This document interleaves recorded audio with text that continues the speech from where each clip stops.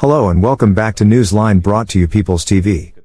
In a renewed round of international criticism, a coalition of governments has declared that Gaza is facing yet another humanitarian emergency and has called on Israel to curb its military activity to facilitate aid operations. This joint position has been advanced by Canada, Denmark, Finland, France, Iceland, Japan, Norway, Sweden, Switzerland, and the United Kingdom, presenting a coordinated diplomatic message that places responsibility squarely on Israel while framing the issue primarily through a humanitarian lens. Such pronouncements are not unfamiliar. Greater scrutiny is warranted, however, when examining events that unfolded after the first phase of the ceasefire was implemented. In accordance with the agreed terms, Israeli forces withdrew a substantial distance and observed a clearly defined separation boundary known as the Yellow Line, marking the divide between Israeli-held areas and zones controlled by Hamas.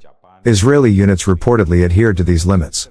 Hamas, in contrast, is accused of detaining civilians alleged to have cooperated with Israel and carrying out execution-style killings. These actions raise serious concerns about Hamas conduct during a period intended to de-escalate tensions and protect civilian life. Under these circumstances, humanitarian initiatives previously facilitated by Israel were brought to a sudden standstill. Operations led by the Gaza Humanitarian Foundation were forced to cease entirely, as conditions no longer permitted safe or structured engagement within the Gaza Strip. The foundation had operated with notable efficiency and organization, a model that became untenable in the face of escalating violence and intimidation attributed to Hamas.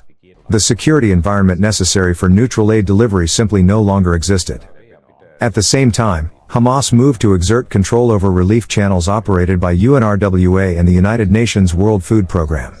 Aid distribution was reportedly diverted, regulated, and exploited to serve Hamas strategic interests rather than civilian needs. Through coercion and manipulation, humanitarian mechanisms were transformed into instruments of leverage. Relief projects intended to alleviate suffering were effectively repurposed as tools to consolidate power, undermining both their credibility and their humanitarian purpose.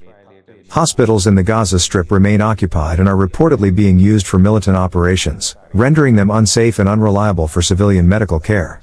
As a result, facilities meant to provide refuge and treatment have become sources of instability rather than protection for the population.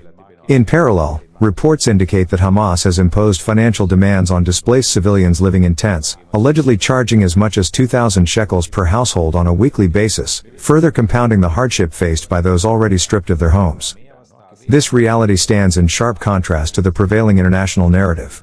Large numbers of residents have been displaced by floods and landslides, leaving them with no option but temporary shelter.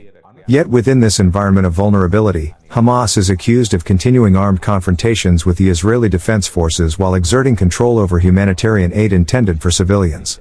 Assistance programs designed to relieve suffering are instead being manipulated to serve militant interests, even as global attention remains focused on assigning blame to Israel and downplaying Hamas conduct. Hamas persistently embeds itself among civilians, using innocent men, women, and children as human shields in its confrontation with Israel. The United Nations has ample scope to cooperate directly with the Israeli Defense Forces to ensure that aid distribution is structured, transparent, and insulated from militant interference, while compelling Hamas to keep its distance from civilian populations. Such coordination could significantly reduce exploitation and improve the delivery of relief to those genuinely in need.